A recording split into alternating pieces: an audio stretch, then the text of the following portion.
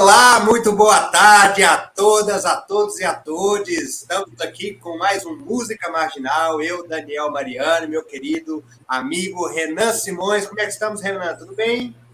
Tudo em paz, tudo na tranquilidade. Estamos aí para mais um dia de conversas bastante construtivas, bastante profundas e que não são tão significativas, né? Afinal, a gente ama música, a gente ama ouvir música, fazer música, falar, pensar sobre música, falar sobre música, né? E é isso, né? Daniel, hoje aí a caráter com Buena Vista Social Clube, né? Que é um grupo aí que deu voz a pessoas que foram marginalizadas, né? Isso que é comum em todas as culturas, né? Essa marginalização com o tempo, né? De pessoas de certos gêneros musicais, artistas que em certas épocas são grandes heróis da música, né? Adorados por todos, e chega um momento que eles acabam caem no ostracismo, no esquecimento, né? Muitas vezes eles chegam até a morrer na pobreza, no esquecimento total, né? Então, é isso, né?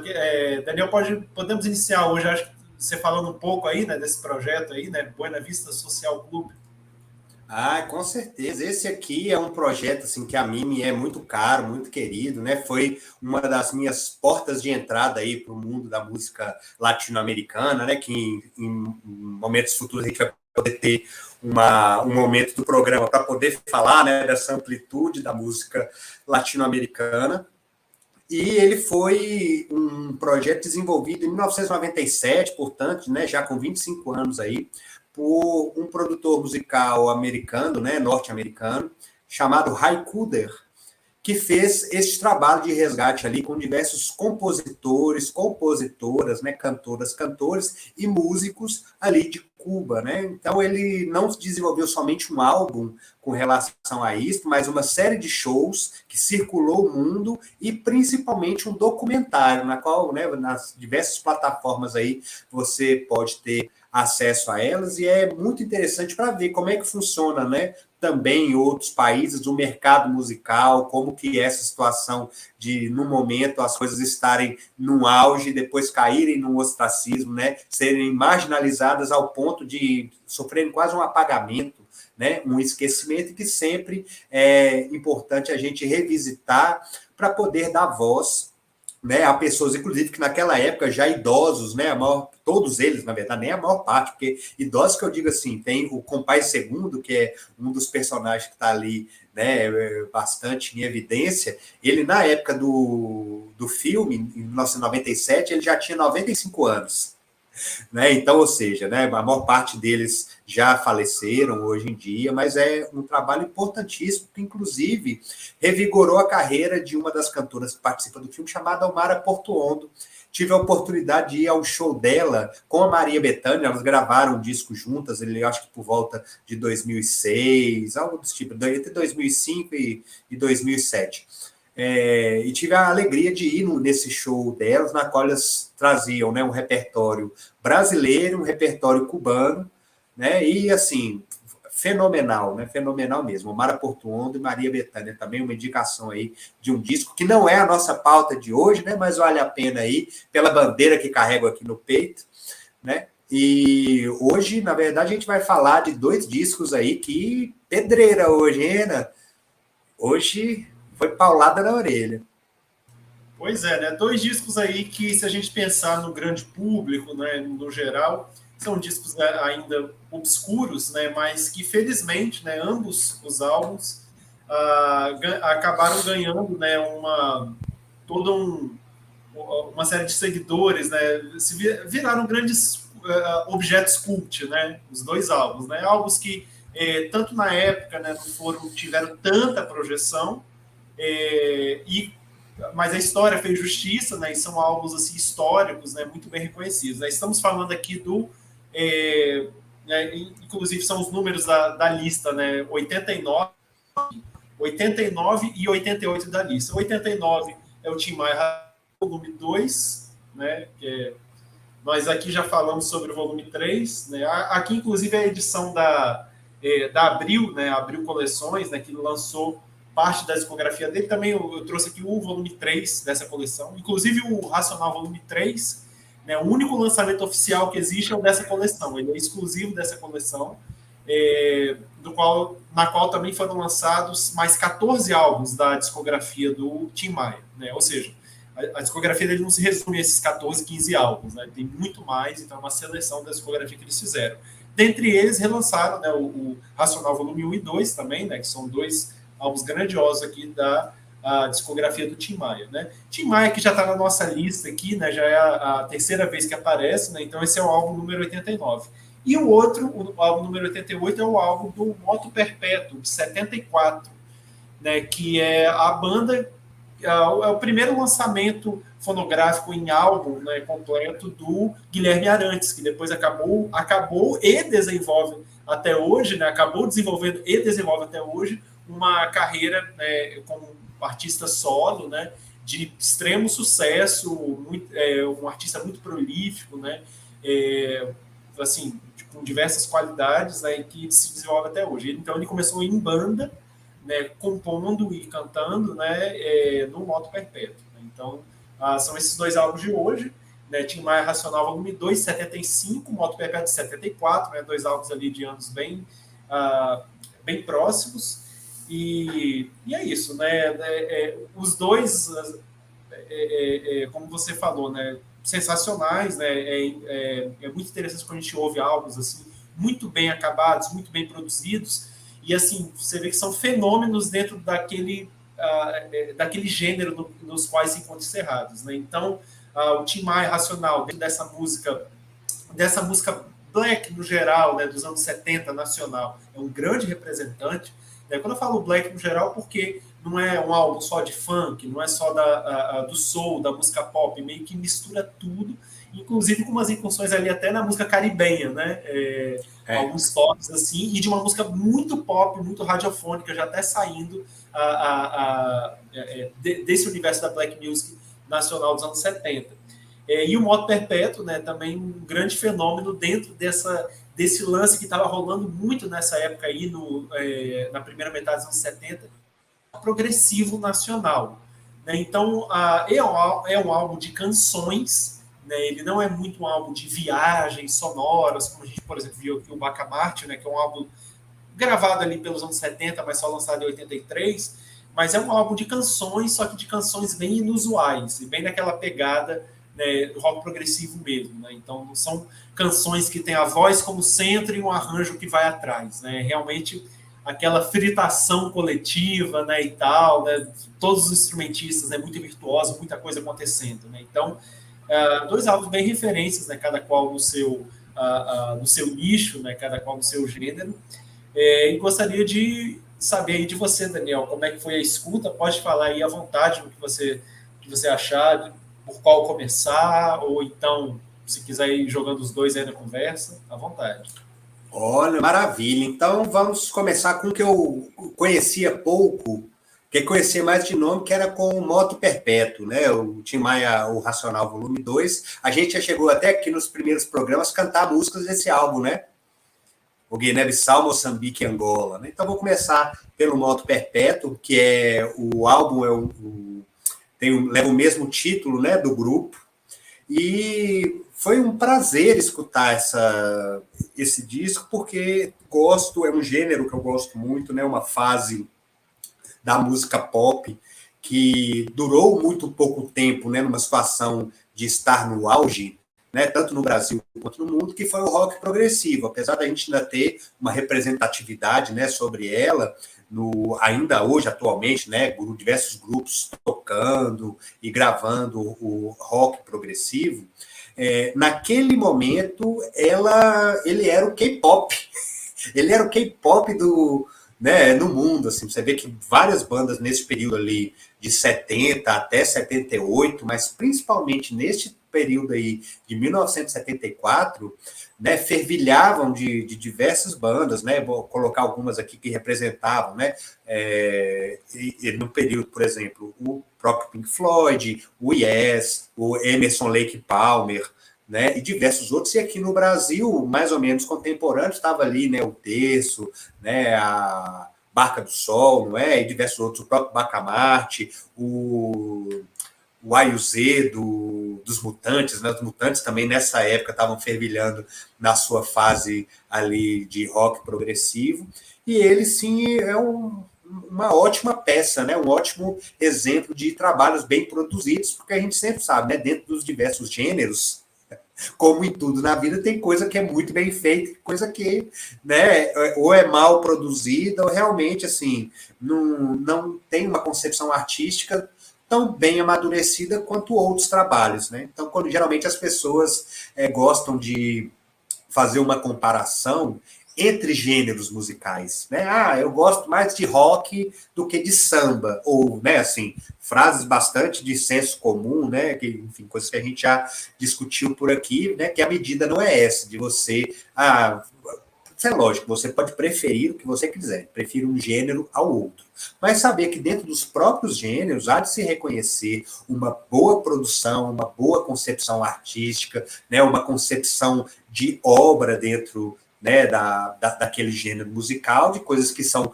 mais bem trabalhadas e coisas que são menos trabalhadas. E este Moto Perpétuo é um exemplo, né, de rock progressivo brasileiro que dá mais alta qualidade. Né, foi a porta de entrada ali, né, do Guilherme Arantes, né, que, enfim, como o Renan colocou, não só reconhecido como intérprete, né, mas ele é compositor, um cantautor, né, ele interpreta suas próprias canções, ou seja, ele canta o que ele compõe, e um exímio tecladista, né, porque o piano, né, e o teclado são os instrumentos ali, acompanhantes, o que geralmente não é muito...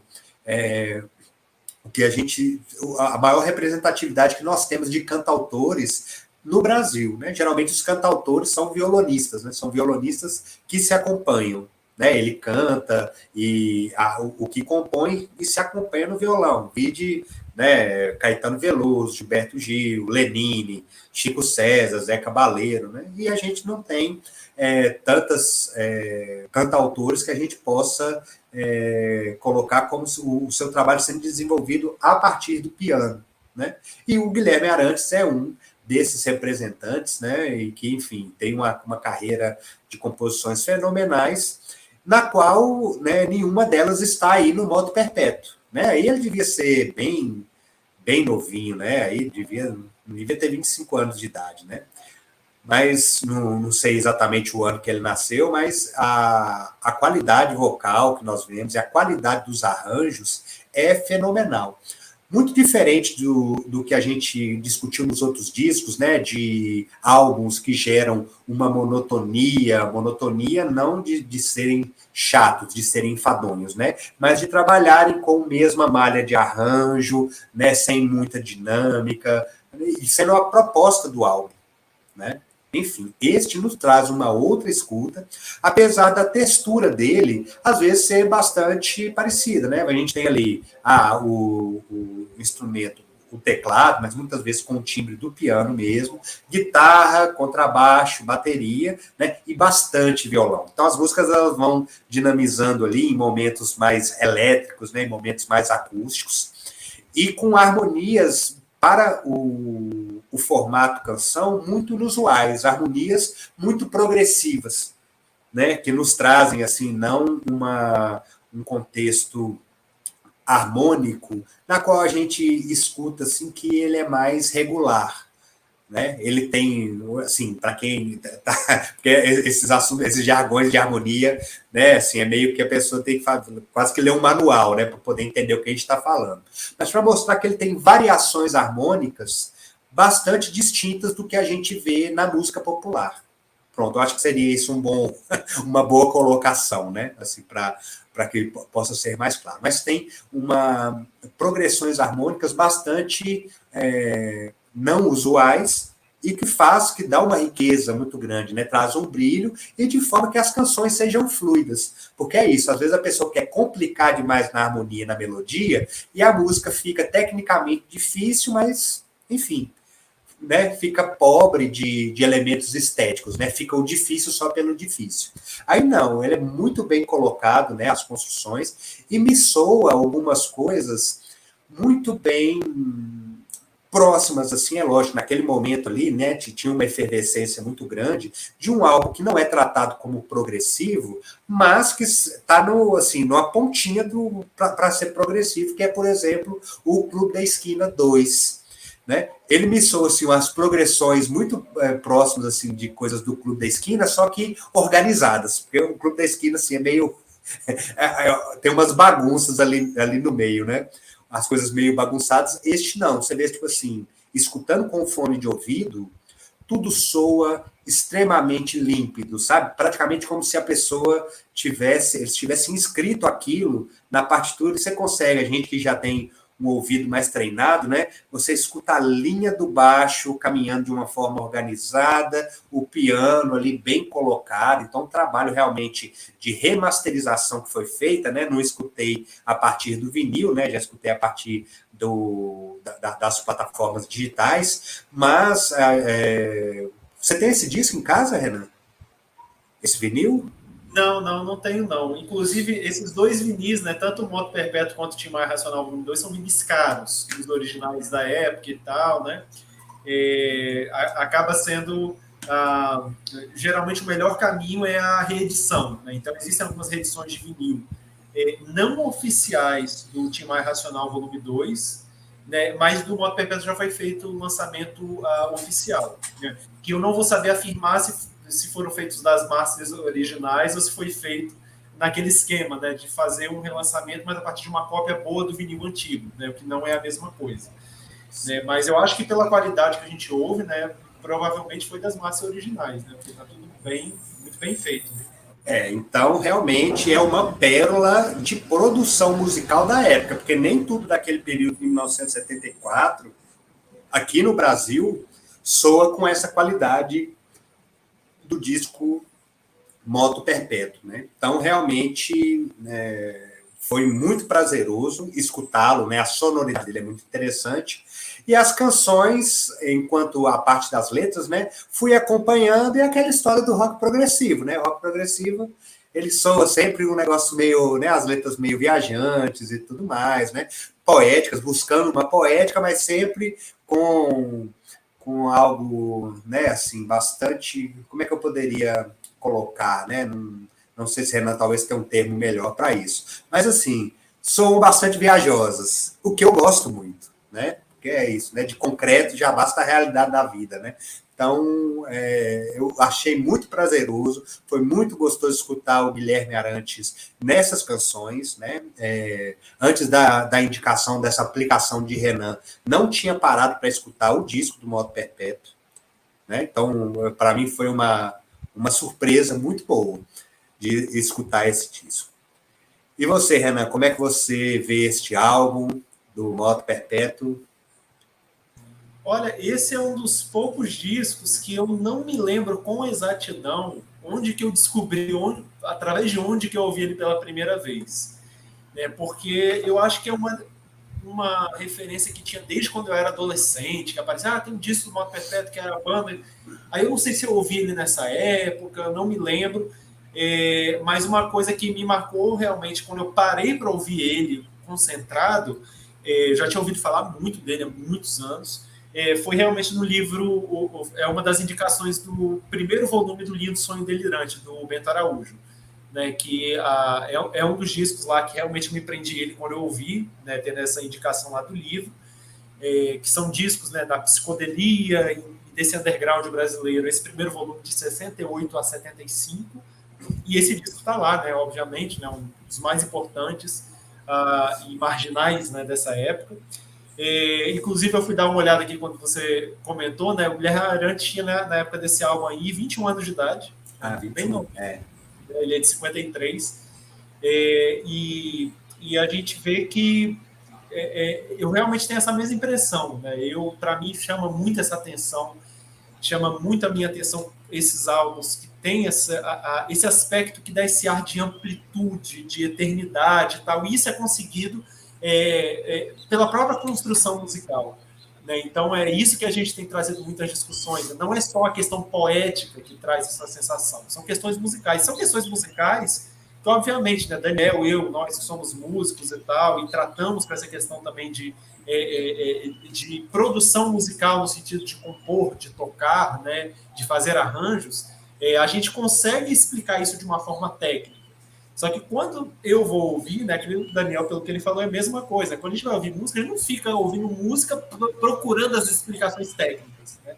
Tem músicas que eu ouço aí há anos e anos e anos, e nossa, maravilhoso e tal. E eu não paro para falar, não, porque aqui é uma harmonia que ele fez dessa forma, a melodia e tal, e termina em tal grau.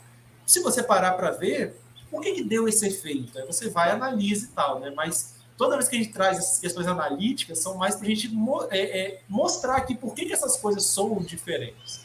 Né? E são canções, quando você olha, ainda mais quando você ouve a voz do Guilherme Arantes, né, que é uma coisa bem pop mesmo, né, e tal, né, ainda mais com a imagem que a gente tem dele dos anos, final dos anos 70, dos anos 80, né, e até a atualidade, ele é um cantor de música pop, de hits, né, de música muito novela, então chama mais ainda para a gente ouvir aquilo como uma coisa familiar, mas as construções dessas músicas, elas são bem complexas, né, e isso é uma coisa que percebe, né, qualquer pessoa a amadora vai ouvir isso e vai falar, nossa, tem umas coisas diferentes aqui, que podem ser explicadas tecnicamente, mas como o Daniel muito bem pontuou, não é a questão, né, não é não é uma questão dessa técnica musical, dessas complexidades musicais aparecer de uma forma poser, né, porque quando elas aparecem como, de uma forma poser, como tipo, o fim da música é isso, é ser complexo, geralmente não vai funcionar, vai ser uma coisa que vai ser vazia, vai ser a técnica pela técnica. Né? Então, quando a gente vê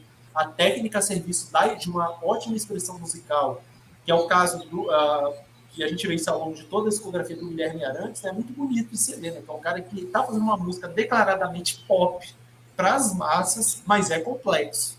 Né? Não é uma coisa fácil, simples. Né? E isso, e bem pontuado isso, Daniel, eu esqueci de falar, né? Ele não é cantor apenas, do modo perfeito, é cantor e tecladista. Inclusive um grande tecladista, produtor, arranjador, né, que é até uma questão rara, né, que a gente tem, né, uma contrapartida que a gente pode ter internacional e famosa, né, de canto-autor, mas que é tecladista, pianista, é o Elton John. Né? Você vê que não tem muitas figuras de canto-autores no Brasil. Nós temos muitos tecladistas, pianistas, né, produtores, arranjadores e tal, mas nessa figura do canto-autor realmente a gente vê que é bem menos do que quem é dos instrumentistas de corda, né? Mas há muitos por aí. Né?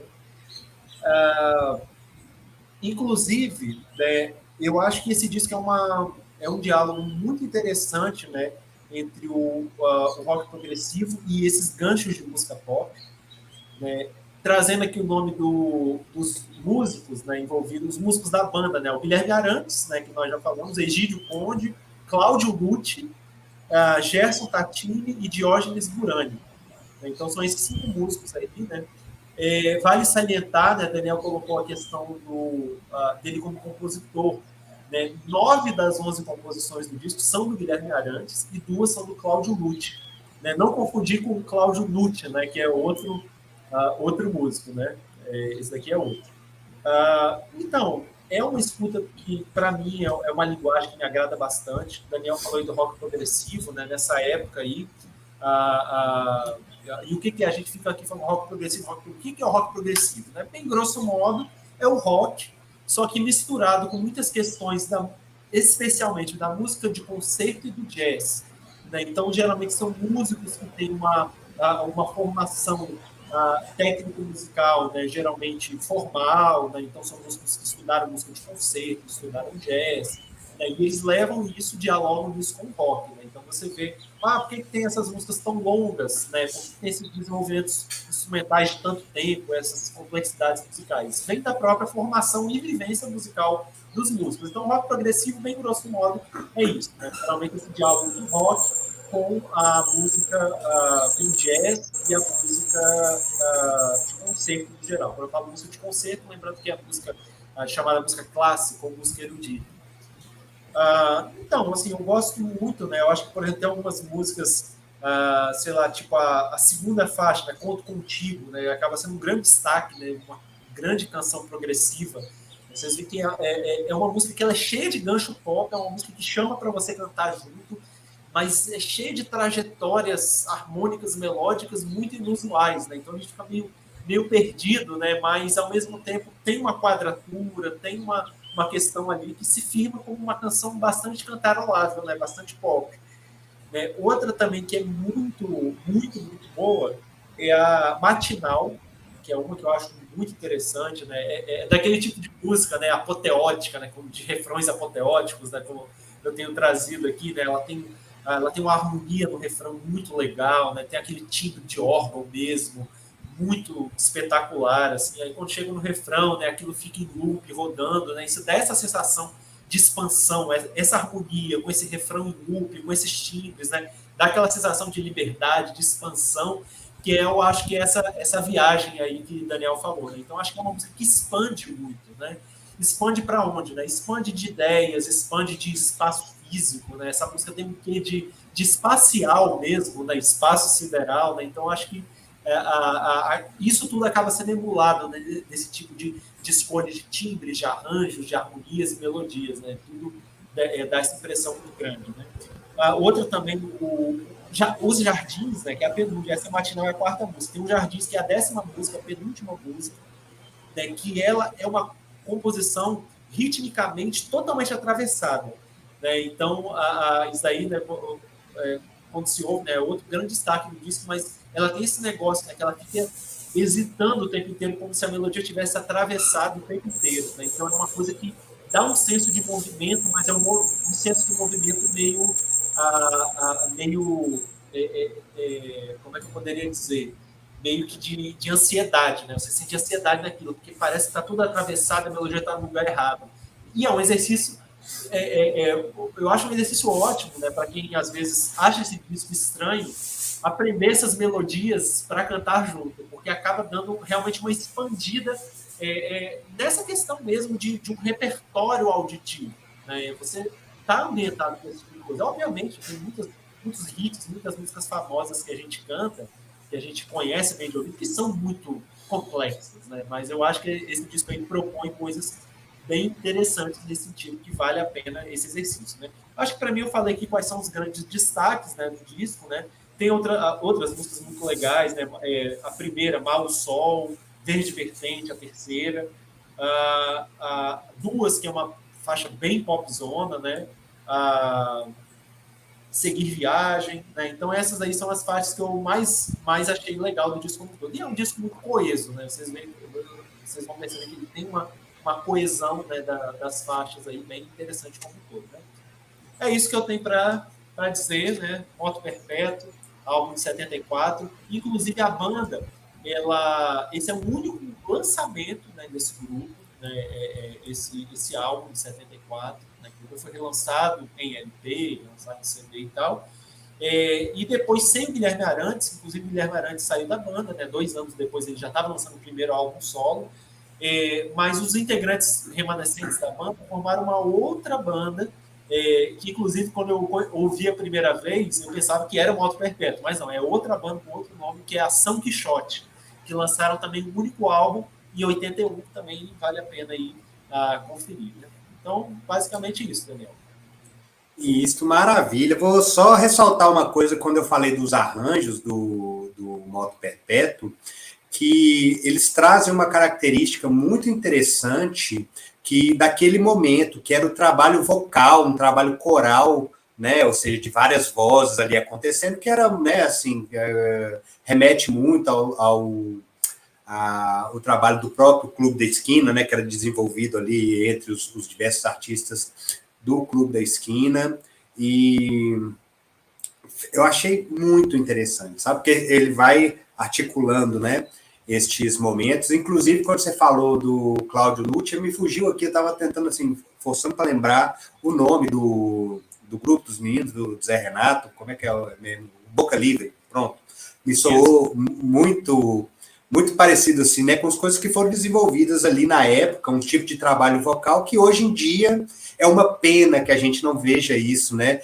de forma ampla na música brasileira, né? Porque já teve os seus momentos áureos, depois pode até um tema, viu, para a gente poder falar desses trabalhos vocais que eram feitos ali, né? O MPB4, que já trazia uma outra vertente, mas dentro do próprio rock ou de uma música, né? Mais de cantautor, que é difícil a gente enquadrá-la num certo gênero, né? Mas que naquela época aqui no Brasil, o que não tinha um gênero definido virava MPB, né?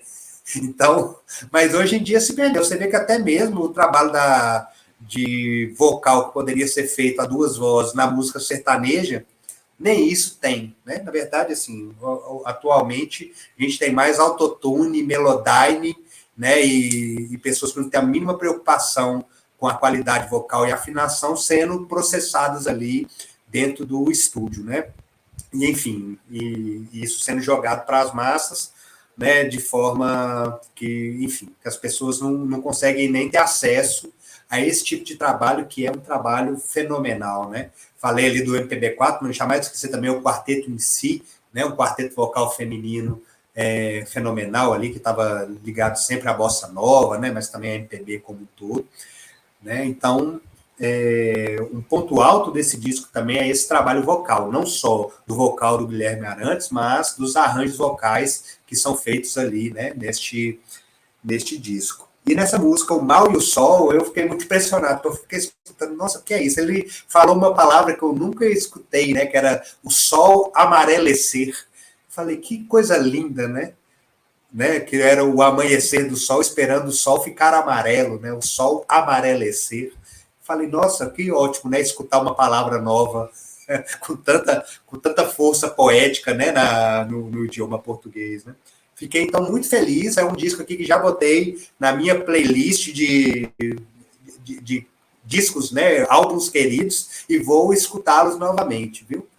E é isso, alguns dos álbuns aqui a gente escuta pro programa, né? Eu especificamente, o Renan já tem um contato com esses álbuns há mais tempo, ele me aplica, mas nem tudo eu falo assim, esse aqui escutei para poder a gente fazer o programa, mas não entrou para minha lista dos mais queridos, não, das minhas trocentas mais, né? Mas esse entrou, viu, Renan? Gratidão imensa, porque esse é um discão, então, pessoal aí de casa, esse Moto Perpétuo, assim, né, cada um, é lógico, faz sua escuta, mas da minha parte, recomendo imensamente. É uma delícia de escutar. Né, como o Renan falou, assim, às vezes a gente traz aqui alguns elementos mais técnicos, mas eu te falo, assim, eu escutei ele só com prazer musical, sabe, de uma coisa, com fone de ouvido, os elementos ali, sabe, vão aparecendo, a mixagem tá muito boa, então tem umas coisas assim que você vê, olha, entra no fone no lado direito, outras vão entrando no esquerdo e vão somando. É uma experiência, né, de audição ativa fenomenal. Então, aqui, recomendado, viu? Moto Perpétuo, aí de 1974. Bom, é isso, né? Vamos para o próximo? Então, assim, antes de pular para o próximo, já chamar todo mundo aí para compartilhar, né, para poder dar o like aí no nosso vídeo, divulgar nas redes sociais, né? Se ainda não está ali nas nossas redes, né? Tanto o NE360, né? @ NE360 no Instagram, né? Vai lá também, já se inscreva, já siga aí o nosso canal e também o @ Música Marginal, na qual você sempre vai estar tendo notícias aí de tudo que está acontecendo no Brasil e no mundo, e também na cidade de Mossoró, de onde nós falamos. Bom, próximo disco. Então, volume 2. Né? Comentamos já sobre o volume 3, né, brevemente, no primeiro programa que a gente gravou. Né, ele estava lá no número 106 na lista. Esse é o volume 2, né? Obviamente foi gravado antes, né? O volume 3 foi lançado em 2011, mas com sobras de gravação. E aí é realmente quando o negócio estava a mil lá, né? Tim Maia na seita racional, né? Na cultura racional, né? Ou na religião, né? Considerado... Eles não se autodenominavam, né? Aliás, não se autodenominam como uma religião, né? Mas como uma cultura. É considerado uma seita, né? Que, assim como as religiões, né, no geral, explicam o porquê das coisas, né? De onde viemos, para onde vamos, né, o propósito de estarmos aqui, né, sem a questão especificamente científica. Né? Então, nós temos o conceito que foi algo bem interessante que aconteceu, porque foi a época do Tim Maia que ele mais... Ele realmente deixou de lado toda essa questão de todos os exageros que ele tinha, né, de a utilização de drogas lícitas e ilícitas, questão sexual, questão de alimentação, né? Então ele foi o período da vida dele que ele mais limpou o corpo dele e a mente, né? E ficou nessa questão, né, dessa religião. Então, dessa época e da safra, na época, foram lançados esses álbuns, né, o Tim Maia Racional volume 1 e volume 2, que eram realmente um panfletarismo ali dessa doutrina. Né? Então, os discos eram distribuídos e tal, os fundos arrecadados, né, para a doutrina, e é isso, foi um período da vida dele que ele se limpou, inclusive, né, muitos consideram a época de melhor produção vocal dele, né, de melhores gravações, porque era quando a voz dele estava realmente bem limpa. Né? Claro que, né, o Tim Maia, talvez aí eu acredito, na minha opinião, eu posso dizer isso, né, de uma forma sem muito medo, né, mas é a grande voz brasileira, né, que nós tivemos, né, voz masculina, né, realmente eu acho que é a minha voz preferida, né, não é à toa que já é o terceiro álbum dele aqui na lista, né, que nós estamos discutindo, mas voz não faz tudo, né, voz é uma dimensão, né, quantas e quantas vozes maravilhosas que eu amo de paixão, que não estão aqui nessa lista. Né? Então, para além da voz, é o artista, é o compositor, é o músico, é o instrumentista, é o arranjador, né? E quem estava à volta dele. Né? Então, Tim Maia Racional, volume 2, né, lançado em 75, nessa fase aí do Tim Maia. Daniel, como é que foi se escuta? Né? Já conhecia? O que já conhecia? Esse aí, para mim, é um. Eu, inclusive, tenho o CD também desse mesmo lançamento da Abril. Eu lembro que tinha os diversos, né? Assim, 14, eu fiz questão de comprar só o volume 1 e o volume 2 da fase racional. E é muito interessante, como o Renan bem colocou, ele é uma grande propaganda, mas se você o escuta, por exemplo, antes de saber de todo o contexto no qual o disco foi construído, quando você o escuta, as canções às vezes não indicam isso de forma clara, né? Parece que são só canções com mensagens, né, de positividade, quase hippie, né? Só que uma pegada cheia de swing, né? Diferente de baladas folk, né? Estilo Bob Dylan, enfim, e demais, assim, é cheia de pegada do funk ou, né, de latinidade, de africanidade, né, muito cheio, né, com bastante sonoridade de congas, né, e a bateria, o baixo, a guitarra ali bem, né, e não só esses momentos, assim, de mais swing, né, que a gente chama também de pegada, né, que você vê que o negócio tem uma energia muito dançante, muito pulsante, inclusive conheci essas músicas através de DJs em festas. Ia para uma balada e quando eu via estava rolando, né? Uma balada black, assim, aí estava rolando. Aí foi onde eu escutei a primeira vez, né? Uma delas, por exemplo, que rola muito, assim, né? Ou rolava pelo menos há alguns anos atrás, em festas desse tipo, mais alternativas, era essa No Caminho do Bem, né? No Caminho do Bem, ou Que Beleza, né? Que elas acontecem muito, assim, e da forma original, sem serem remixadas pelos DJs ali. Né? A galera só aperta o play e deixa rolar do jeito que ela tá gravada no disco. E soava, eu falava assim, gente, porque como eu não tinha escutado antes, eu falei, olha, essa voz é muito conhecida. Só que parecia uma coisa muito fresca, sabe? Assim, não parecia uma coisa dos anos 70. Parecia algo que estava sendo feita agora, né? Recentemente, ou naquela época ali, em meados de 2000 e pouco. Então foi um prazer muito grande encontrar essa obra. Tem várias das músicas aí que eu tenho uma alegria em cantá-las, né? Inclusive, como já falei, até no próprio Música Marginal, aqui a gente já cantou o Guiné-Bissau, Moçambique e Angola, né? Que é uma das faixas aí que estão no final do álbum. E ela é cheia de elementos, assim, os arranjos são muito diversos, tem uns momentos aí com arranjos de cordas fenomenais, que é como é que é? Deixa eu ver o nome da faixa aqui, estou até com ela aberta aqui, mas eu acho que é a Cultura Racional, né? Que ela inicia com um trabalho de cordas lindo, lindo, lindo, lindo. Né? Então você tem baladas aqui, né? Você tem coisas mais ligadas ao R&B, né? Rhythm and Blues, ligadas ao funk, que foi quem o pioneiro, né? E o maior representante desta música aqui no Brasil, né?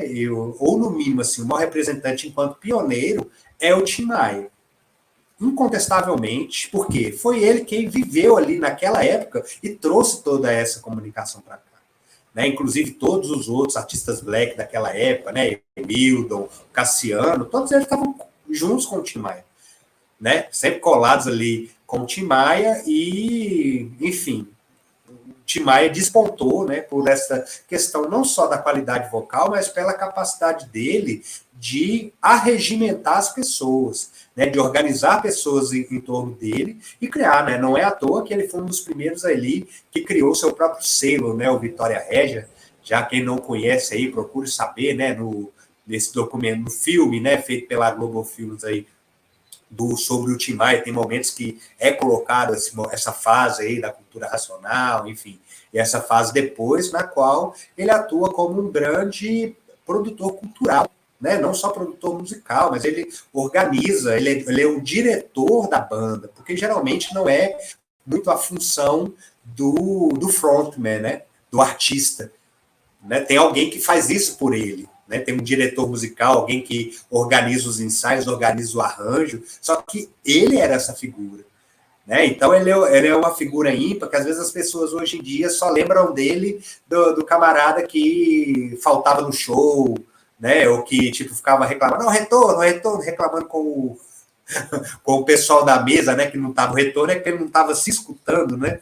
Mas isso foi já, enfim, na fase até final ali, né? Do final dos 80, começo de 90, que foi o final da carreira dele imposta pela morte, né? Porque foi a carreira dele, ele estava tipo assim, né? Era um artista do mainstream no momento, inclusive, da sua morte, né? Então ele é realmente muito conclamado, né?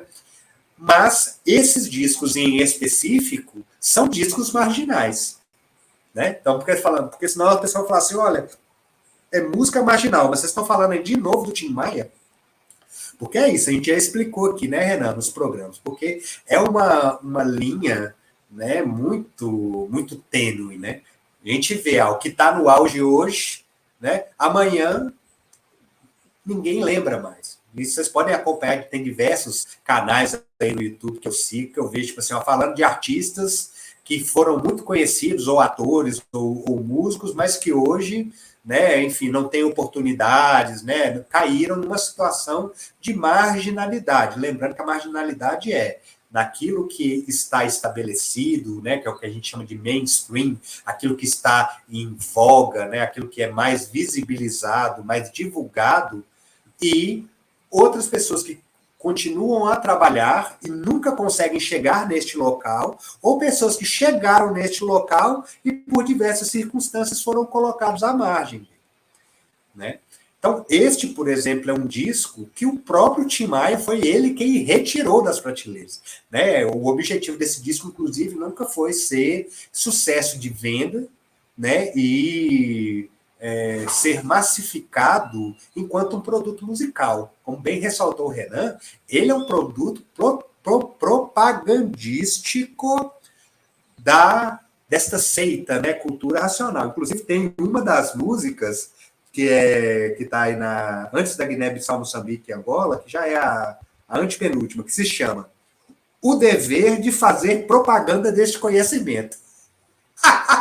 Então, sim, o disco é um grande panfleto, é uma grande propaganda. Só que é uma pérola de produção musical.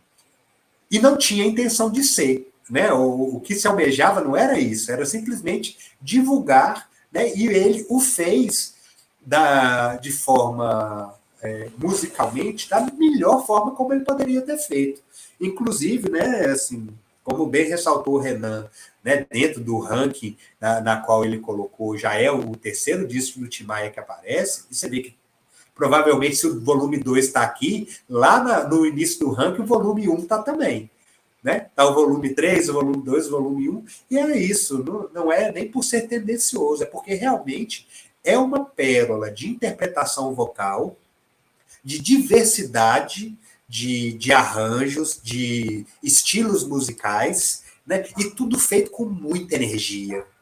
Você vê que tem muita dedicação no que foi feito ali. Sabe? Não é um disco comercial. Não tem a menor intenção de ser um disco comercial. Mas é uma pérola da música brasileira. Né? Uma pérola mesmo. Esse volume 2, para mim, ele é do meu coração. Esse aí, né, quando o Renan já o colocou para escutarmos aqui do Música Marginal. Já ia falar música racional, não, no Música Marginal. Eu falei, não, esse aqui, mamão com açúcar. Esse aqui eu não tenho nem... Queria arrumar argumento para colocar defeito, mas não tem nem onde encontrar. Da minha parte, né? Lógico, você em casa o escute, tire suas próprias conclusões, mas para mim ele é muito significativo, né? Enquanto uma produção musical brasileira, de todos os tempos. Maravilha, muito bom ouvir esse depoimento, né?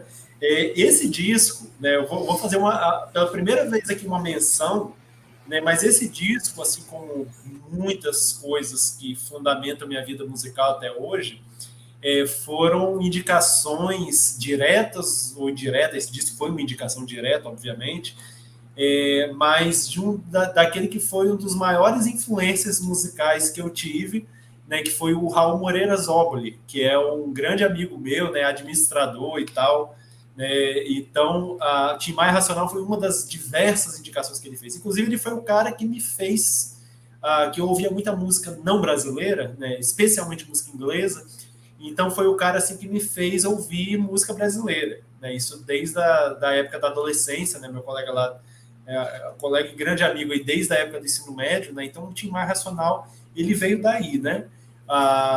O volume 1 e 2, né? O 3 eu descobri muito mais recentemente, né? Então essa foi uma indicação direta dele nessa época, então foi um disco que eu já ouço há muito tempo. Isso aí, como Daniel, foi experiência do Daniel, né? Já tenho maturado, já ouço ele há bastante tempo, né?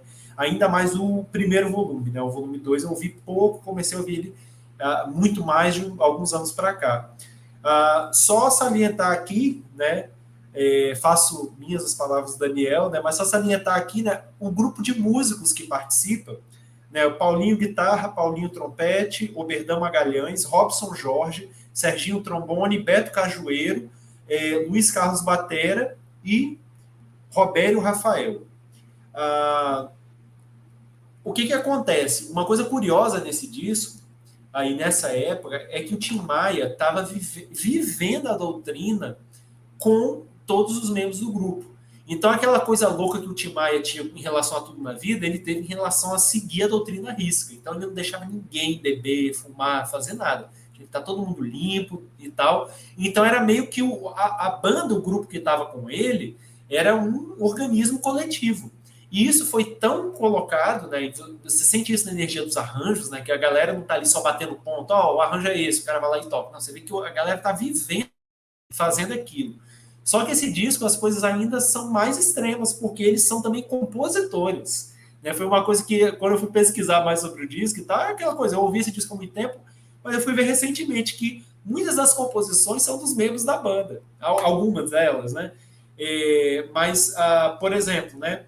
A primeira música, inclusive, né? Quer Queira, Quer Não Queira, né? Que já entra com esse groove irresistível, né? De baixo, né? A levada, né? Já dá o tom assim do disco. Não é uma composição só do Tim Maia, mas dele e do Fábio, né, que é um compositor aí também amigo do Tim Maia a vida inteira e tal, né, vivo até hoje. E Fábio, que inclusive que lançou em 68 o single Lindo, Sonho Delirante, que deu nome aos livros do Bento Araújo. Né, então, um grande amigo dele, o Fábio Tim Maia. A segunda faixa, né, que é bem radiofônica, Paz Interior, é do Edson Trindade, né, que é um colaborador do Tim Maia, né, não é da banda aqui, mas geralmente tem uma outra composição do Edson Trindade. O Caminho do Bem, né, que é um destaque absoluto do disco, né, é uma composição de 3 integrantes da banda. Não é uma composição do Tim Maia, que é do Beto Cajueiro, Serginho Trombone e Paulinho Guitarra. Né, então são... Aqui eu estou falando o nome como aparece aqui, né, mas tem os outros nomes aí oficiais que devem aparecer outros discos. Esse Paulinho, acho que é o guitarrista que tocou com ele a vida inteira, né? Depois tem 2 músicas que eu achei que no contexto cai um pouquinho, claro, porque ele começa com 3 músicas maravilhosas, né, que é a Energia Racional, que ela foi feita a partir de uma vinheta lá do volume 1, né, Que Legal, que tem aqueles ares caribenhos e tal. Aí depois tem outra composição do Beto Cajueiro, que é Cultura Racional, que ela tem aquela pegada bem... Ela tem uma citação direta da And I Love Her, dos Beatles, né, né, que funciona muito bem no contexto, é uma música maravilhosa, né, como o Daniel falou do arranjo de cordas. A música mais panfletarista de todas, O Dever de Fazer Propaganda Desde Conhecimento, que é uma composição maravilhosa, é do Robson Jorge, é do guitarrista, né? Então, nem é uma composição do Tim Maia, né? Ela é uma baladona excelente, né? Um momento introspectivo muito bonito do disco. Aí finaliza, né, com essa daí que o Daniel falou, que nós tocamos já, né, Guiné-Bissau, Moçambique e Angola, e a Imunização Racional, que beleza, que inclusive é a música que abre o volume 1 do Racional, né, só que aqui ela ganha uma nova roupagem, um novo arranjo, né. E só concluindo, lembrando também que esse disco Racional, originalmente, Tim Maia estava na gravadora dele, gravando já um disco duplo, né? Então ele ia, né? Ele já tinha lançado 4, deixa eu ver aqui para não me perder, ele já tinha lançado 4 álbuns, e esse 5º álbum seria um álbum duplo. E aí ele já estava gravando as bases instrumentais e tal, se envolveu com a doutrina racional, né, a cultura racional, e ele quis fazer um álbum duplo da cultura racional. E aí a gravadora, obviamente, não aceitou, e ele, né, numa postura extremamente anárquica, né, comprou os fonogramas que ele já tinha gravado com a gravadora e tal, os direitos que tinha ali, mas acho que foi mais a questão dos fonogramas e do que ele já tinha gravado, e começou a fazer ele mesmo com o grupo dele, com essas músicas, né, e lançou o volume 1 e o volume 2 nessa época, né? Então acho que basicamente essas são minhas impressões, minhas histórias com o Tim Maia Racional, volume 2. E é isso, né? Não sei se o Daniel tem mais alguma coisa, senão a gente já finaliza por aqui. O papo é bom, ele passa que a gente nem vê, né? Voa o tempo. Voa o tempo, mas a história é essa, né? Assim como o Moto Perpétuo, outro disco recomendadíssimo, você que gosta de música boa, sabe? Não deixe de escutar essa fase aí, é lógico, né? Como o Renan bem colocou, né? A discografia do Tim Maia é imensa, né? Vai muito para além desses 14 discos da publicação aí da Abril, né, dos CDs, mas assim, esses daí, o volume 1, que a gente ainda vai falar dele, né, em algum momento, o volume 2 e o volume 3, mas esse volume 2 aí, né, que é o tema de hoje, assim, termina esse programa aqui, nem termina de ver esse programa. Vai lá e já procura para você escutar, né? Sendo provavelmente aqui nessa linda sexta-feira, né, na qual vamos sextar, mas qualquer dia da semana, escute esse disco, sabe? Você não escutou ainda, gosta de música, quer escutar uma coisa assim impressionante, escute esse disco. Então, assim, mais do que recomendado, né, Tim Maia Racional, volume 2, ele é maravilhoso, maravilhoso disco, experiência estética, sabe, gostoso. Você quer fazer uma festa, pronto, tá aí, ó. Quer botar de trilha sonora para sua festa, quer escutar no quarto sozinho, sabe? Quer escutar no carro, em todo local é ambiente para você escutar esse disco, viu? Fenomenal. Vamos pedir aí novamente, né, a chamada aí para o pessoal compartilhar, curtir, né, comentar aí também, né? A impressão de vocês também sobre o programa nos ajuda muito a fazer essa construção aqui. E siga nossos canais aí no NE360, no Instagram, e também o @Música Marginal. E agora é isso, né, Renan? Sextou, palheta! Agora, até semana que vem. Fiquem bem. Grande Renan, uma alegria imensa estar contigo aí. Daqui a pouco a gente se encontra para tomar um cafezinho. Viu? Fica bem. E um grande abraço a todas, a todos e a todes. Ótima noite ou ótimo qualquer horário que você estiver assistindo aí nosso programa.